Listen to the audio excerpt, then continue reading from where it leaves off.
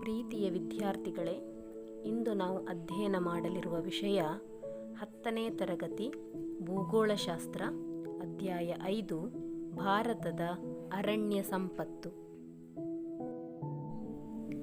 ಈ ಅಧ್ಯಾಯದಲ್ಲಿ ನಾವು ಈ ಕೆಳಕಂಡ ಅಂಶಗಳನ್ನು ತಿಳಿಯುತ್ತೇವೆ: ಅರಣ್ಯಗಳ ಅರ್ಥ ಮತ್ತು ಪ್ರಾಮುಖ್ಯತೆ, ಅರಣ್ಯಗಳ ವಿಧಗಳು ಮತ್ತು ಹಂಚಿಕೆ. ಅರಣ್ಯಗಳೆಂದರೇನು?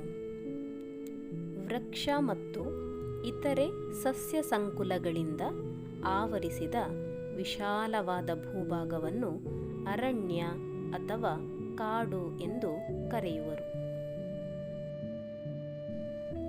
ಅರಣ್ಯಗಳ ಪ್ರಾಮುಖ್ಯತೆ.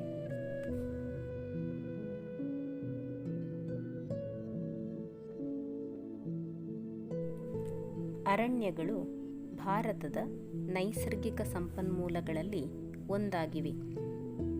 ಅವು ಹರಿಯುವ ನೀರಿನ ರಭಸವನ್ನು ಮಿತಗೊಳಿಸಿ ಪ್ರವಾಹ ಮತ್ತು ಮಣ್ಣಿನ ಸವೆತವನ್ನು ನಿಯಂತ್ರಿಸುತ್ತವೆ. ಸೌದೆ ಮತ್ತು ಮರದ ದಿಮ್ಮಿಗಳನ್ನು ಒದಗಿಸುತ್ತವೆ. ಜಾನುವಾರುಗಳಿಗೆ ಬೇಕಾದ ಮೇವನ್ನು ಒದಗಿಸುತ್ತವೆ ಹಾಗೂ ವನ್ಯಜೀವಿಗಳಿಗೆ ಆಶ್ರಯವನ್ನು ನೀಡುತ್ತವೆ. ಮಾತ್ರವಲ್ಲದೆ ಜನರಿಗೆ ಉದ್ಯೋಗ ಅವಕಾಶಗಳನ್ನು ಕಲ್ಪಿಸುತ್ತದೆ ಮತ್ತು ಪರಿಸರದ ಸಮತೋಲನವನ್ನು ಕಾಪಾಡಲು ನೆರವಾಗುತ್ತದೆ. ಅರಣ್ಯಗಳ ವಿಧಗಳು. ಭಾರತದಲ್ಲಿ ಅರಣ್ಯಗಳ ವಿಧಗಳನ್ನು ನಿರ್ಧರಿಸುವ ಅಂಶಗಳೆಂದರೆ ವಾಯುಗುಣ, ಮಣ್ಣು ಮತ್ತು ಮೇಲ್ಮೈ ಲಕ್ಷಣಗಳು. ಇವುಗಳಲ್ಲಿ ವಾಯುಗುಣ ಅತಿ ಪ್ರಮುಖವಾದ ಅಂಶ. ವಿಶಾಲವಾದ ಭಾರತದಲ್ಲಿ ಅನೇಕ ವಿಧದ ಅರಣ್ಯಗಳಿವೆ. ಅವುಗಳನ್ನು 6 ಪ್ರಮುಖ ವಿಧಗಳಾಗಿ ವಿಂಗಡಿಸಬಹುದು. 1. ಉಷ್ಣವಲಯದ ನಿತ್ಯ ಹರಿದ್ವರ್ಣದ ಕಾಡುಗಳು. 2. ಉಷ್ಣವಲಯದ ಎಲೆ ಉದುರಿಸುವ ಕಾಡುಗಳು. 3. ಕುರುಚಲು ಸಸ್ಯ ಮತ್ತು ಹುಲ್ಲುಗಾವಲು. 4. ಮರುಭೂಮಿ ಸಸ್ಯವರ್ಗ. 5. ಪರ್ವತ ಕಾಡುಗಳು. 6. ಮ್ಯಾಂಗ್ರೋವ್ ಕಾಡುಗಳು. ವಿದ್ಯಾರ್ಥಿಗಳೇ, ಒಂದೊಂದೇ ವಿಧಗಳನ್ನು ಅಭ್ಯಾಸ ನಡೆಸೋಣ. ಮೊದಲನೇದಾಗಿ ಉಷ್ಣವಲಯದ ನಿತ್ಯ ಹರಿದ್ವರ್ಣದ ಕಾಡುಗಳು. ಈ ವಿಧದ ಅರಣ್ಯಗಳು 250 ಸೆಂಟಿಮೀಟರ್ಗಳಿಗಿಂತ ಹೆಚ್ಚು ವಾರ್ಷಿಕ ಮಳೆಯಾಗುವ ಭಾಗಗಳಲ್ಲಿ ಕಂಡುಬರುತ್ತದೆ. ಅವು ಪ್ರಮುಖವಾಗಿ ಪಶ್ಚಿಮ ಘಟ್ಟಗಳ ಪಶ್ಚಿಮ ಭಾಗ ಹಾಗೂ ಈಶಾನ್ಯ ರಾಜ್ಯಗಳಾದ ಅಸ್ಸಾಂ, ನಾಗಾಲ್ಯಾಂಡ್, ಮೇಘಾಲಯ, ತ್ರಿಪುರ, ಮಣಿಪುರ ರಾಜ್ಯಗಳಲ್ಲಿ ಕಂಡುಬರುತ್ತದೆ ಮತ್ತು ಅಂಡಮಾನ್ ಮತ್ತು ನಿಕೋಬಾರ್ ದ್ವೀಪಗಳಲ್ಲೂ ಕೂಡ ಇವು ಹಂಚಿಕೆಯಾಗಿವೆ.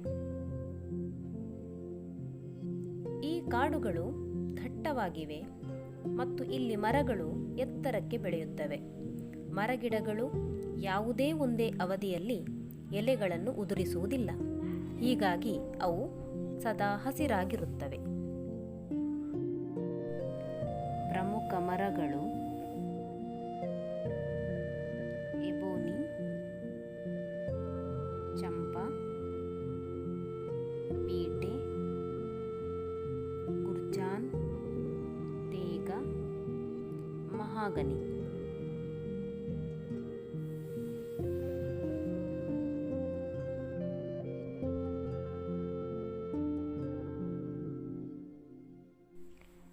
ಎರಡನೆಯ ವಿಧ ಉಷ್ಣವಲಯದ ಎಲೆ ಉದುರಿಸುವ ಕಾಡುಗಳು. ಇವುಗಳನ್ನು ಪರ್ಣಪಾತಿ ಅರಣ್ಯ ಎಂತಲೂ ಕರೆಯುತ್ತಾರೆ. ಇವು ವರ್ಷದಲ್ಲಿ 100 ರಿಂದ 200 ಸೆಂಟಿಮೀಟರ್ ಮಳೆ ಬೀಳುವ ಭಾಗಗಳಲ್ಲಿ ಕಂಡುಬರುತ್ತದೆ. ಈ ಮರಗಳು ಬೇಸಿಗೆಯ ಆರಂಭದಲ್ಲಿ ತಮ್ಮ ಎಲೆಗಳನ್ನು ಉದುರಿಸುತ್ತವೆ. ಹೀಗಾಗಿ ಇವುಗಳನ್ನು ಮಾನ್ಸೂನ್ ಕಾಡುಗಳು ಎಂದು ಕರೆಯುವರು.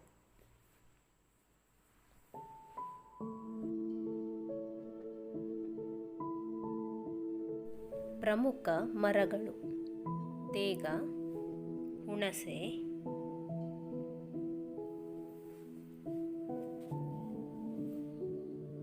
ಮಾವು, ಮತ್ತಿ, ಶ್ರೀಗಂಧ, ಬೇವು ಇತ್ಯಾದಿ. ಈ ಕಾಡುಗಳು ಪಶ್ಚಿಮ ಘಟ್ಟಗಳ ಪೂರ್ವ ಇಳಿಜಾರು ಭಾಗಗಳನ್ನೊಳಗೊಂಡಂತಹ ಮಹಾರಾಷ್ಟ್ರ, ಕರ್ನಾಟಕ, ಕೇರಳ ಮತ್ತು ತಮಿಳುನಾಡು ರಾಜ್ಯಗಳು ಹಾಗೂ ಚೋಟನಾಗಪುರ ಪ್ರಸ್ಥಭೂಮಿ, ಒಡಿಶಾ ಮತ್ತು ಪಶ್ಚಿಮ ಬಂಗಾಳಗಳ ಕೆಲ ಭಾಗಗಳಲ್ಲಿ ಹಂಚಿಕೆಯಾಗಿವೆ. ಮೂರನೆಯ ವಿಧ ಕುರುಚಲು ಸಸ್ಯ ಮತ್ತು ಹುಲ್ಲುಗಾವಲು. ಇಂಥ ಸಸ್ಯವರ್ಗವು 60ರಿಂದ 100 ಸೆಂಟಿಮೀಟರ್ ವಾರ್ಷಿಕ ಮಳೆ ಬೀಳುವ ಭಾಗಗಳಲ್ಲಿ ಕಂಡುಬರುತ್ತದೆ. ಕುರುಚಲು ಗಿಡಮರ ಮತ್ತು ಕುಬ್ಜ ಒರಟಾದ ಹುಲ್ಲು, ಮುಳ್ಳಿನ ಮರಗಿಡಗಳು ಅಲ್ಲಲ್ಲಿ ಚದುರಿದಂತೆ ಬೆಳೆಯುತ್ತದೆ.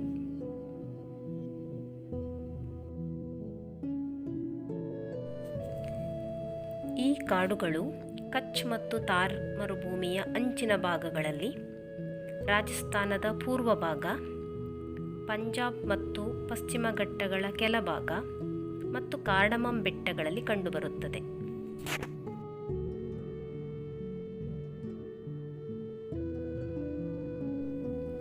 ನಾಲ್ಕನೆಯ ವಿಧ ಮರುಭೂಮಿ ಸಸ್ಯವರ್ಗ. ಇದು 10ರಿಂದ 50 ಸೆಂಟಿಮೀಟರ್ ವಾರ್ಷಿಕ ಮಳೆಯಾಗುವ ಭಾಗಗಳಲ್ಲಿ ಕಂಡುಬರುತ್ತದೆ. ಮಳೆಯ ಕೊರತೆಯಿಂದಾಗಿ ಈ ಭಾಗಗಳಲ್ಲಿ ಅಲ್ಲಲ್ಲಿ ಚದುರಿದಂತೆ ಮರಗಳು, ಮುಳ್ಳಿನ ಗಿಡಗಂಟಿಗಳು ಬೆಳೆಯುತ್ತವೆ. ಇಲ್ಲಿ ಕಗ್ಗಲಿ, ಖರ್ಜೂರ, ತಾಳೆ ಮತ್ತು ಕಳ್ಳಿ ಜಾತಿಯ ಮರಗಳು ಇಲ್ಲಿ ಕಂಡುಬರುತ್ತವೆ. ಈ ಸಸ್ಯವರ್ಗ ಥಾರ್ ಮರುಭೂಮಿ, ರಾಜಸ್ಥಾನ, ಪಂಜಾಬ್ ಮತ್ತು ಹರಿಯಾಣಗಳ ಕೆಲ ಭಾಗಗಳು ಮತ್ತು ದಕ್ಕನ್ ಪ್ರಸ್ಥಭೂಮಿಗಳಲ್ಲಿ ಹಂಚಿಕೆಯಾಗಿದೆ. ಐದನೆಯ ವಿಧ ಪರ್ವತ ಕಾಡುಗಳು.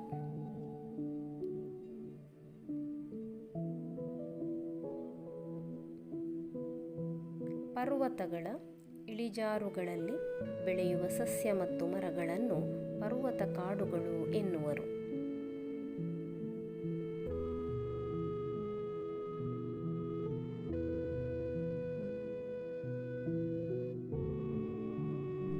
ಇಲ್ಲಿ ಬೆಳೆಯುವ ಪ್ರಮುಖ ಮರಗಳೆಂದರೆ ಓಕ್,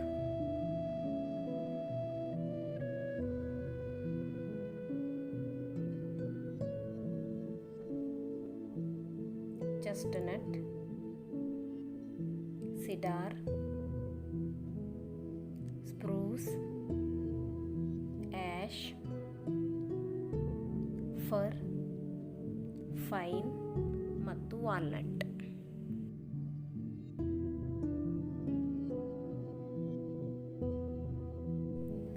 ಆರನೆಯ ವಿಧ ಮ್ಯಾಂಗ್ರೋವ್ ಕಾಡುಗಳು.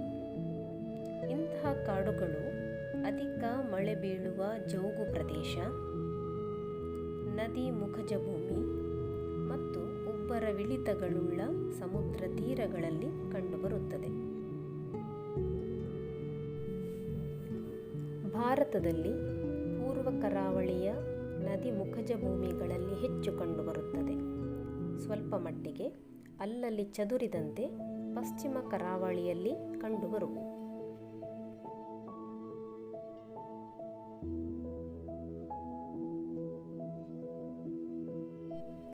ಇಲ್ಲಿ ಬೆಳೆಯುವ ಪ್ರಮುಖ ಮರಗಳೆಂದರೆ ಸುಂದರಿ,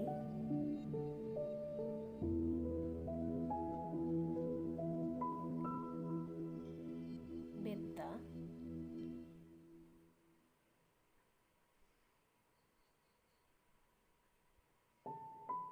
ತಾಳೆ,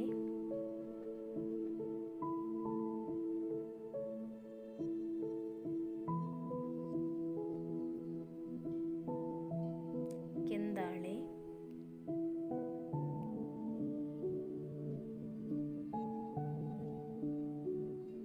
ಜರಿಗಿಡ,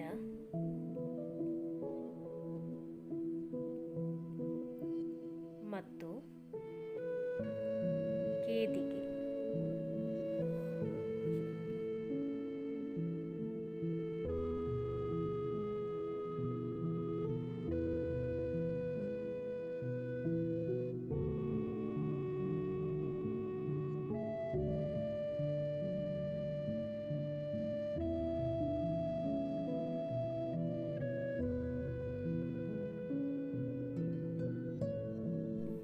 ಇಲ್ಲಿನ ಮರಗಳ ವಿಶೇಷವೆಂದರೆ ಸಮುದ್ರದ ಕಡೆಗೆ ಬಾಗಿರುವ ಕೊಂಬೆಗಳಿಂದ ಬೆಳೆದಿರುವ ಬಿಳಿಳುಗಳು.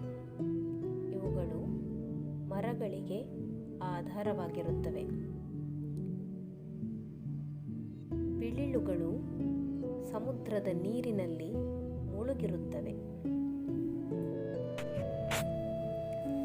ಗಂಗಾ ನದಿ ಮುಖಜ ಭೂಮಿಯಲ್ಲಿರುವ ಮ್ಯಾಂಗ್ರೋವ್ ಕಾಡುಗಳಲ್ಲಿ ಸುಂದರಿ ಎಂಬ ಮರ ವ್ಯಾಪಕವಾಗಿ ಹಂಚಿಕೆಯಾಗಿದೆ. ಹೀಗಾಗಿ ಈ ಮುಖಜ ಭೂಮಿಯನ್ನು ಸುಂದರ ಬನ ಎಂದು ಕರೆಯಲಾಗಿದೆ.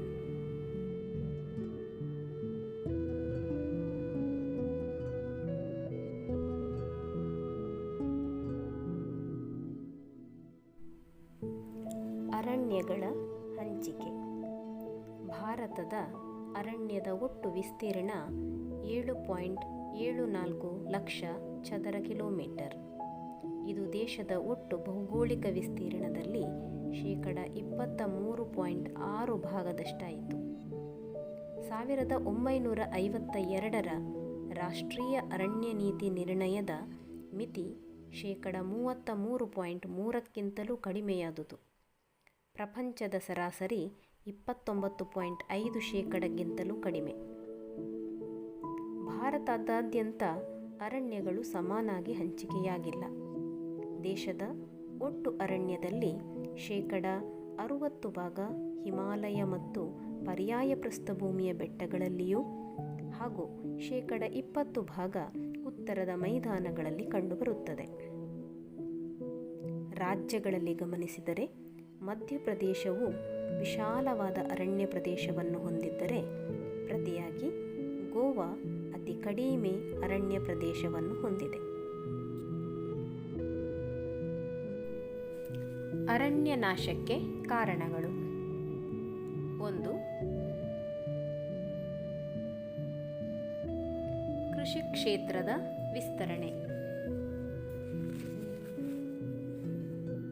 2. ರಸ್ತೆ ಮತ್ತು ರೈಲು ಮಾರ್ಗಗಳ ನಿರ್ಮಾಣ. 3. ನೀರಾವರಿ ಯೋಜನೆ ಮತ್ತು ಜಲಾಶಯಗಳ ನಿರ್ಮಾಣ. 4. ಕೈಗಾರಿಕೀಕರಣ. 5. ನಗರೀಕರಣ.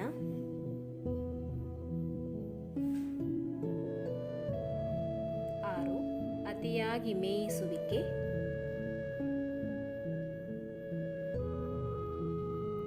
7. ಕಾಡ್ಗಿಚ್ಚು.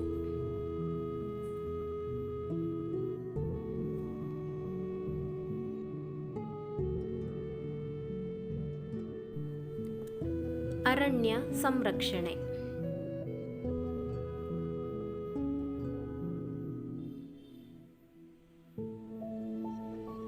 ಅರಣ್ಯ ನಾಶ, ಮಿತಿಮೀರಿದ ಅರಣ್ಯ ಸಂಪತ್ತಿನ ಸಮಗ್ರ ನಿಯಂತ್ರಣ ಹಾಗೂ ಅರಣ್ಯ ನಿರ್ವಹಣೆ ಪ್ರಕ್ರಿಯೆಗಳಿಗೆ ಅರಣ್ಯ ಸಂರಕ್ಷಣೆ ಎನ್ನುವರು.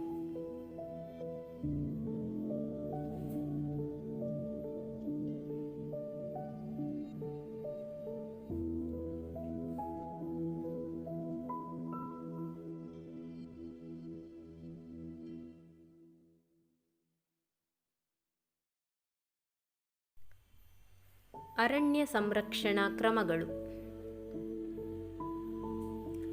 1. ಅರಣ್ಯ ನಾಶ ನಿಯಂತ್ರಣ.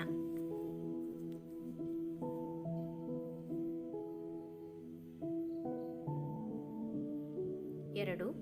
ಮಿತಿಮೀರಿ ಮೇಯಿಸುವುದನ್ನು ತಡೆಗಟ್ಟುವುದು. 3.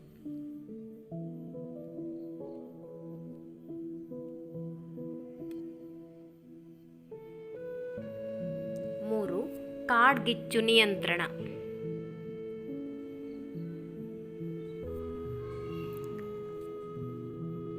4. ಅರಣ್ಯ ಅತಿಕ್ರಮಣದ ತಡೆ.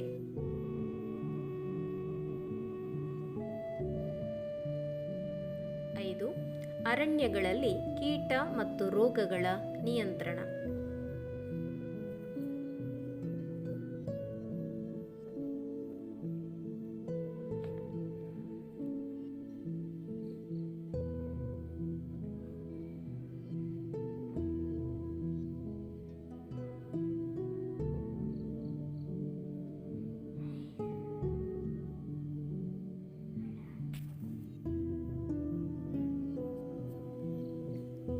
6.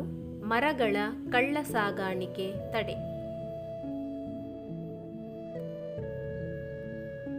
7. ವೈಜ್ಞಾನಿಕವಾಗಿ ಮರಗಳನ್ನು ಕಡಿಯುವುದು.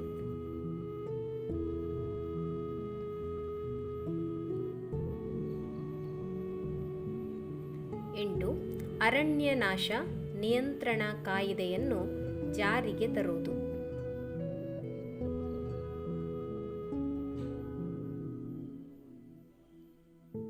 9. ಅರಣ್ಯ ಬೆಳೆಸಲು ಪ್ರೋತ್ಸಾಹ ನೀಡುವುದು.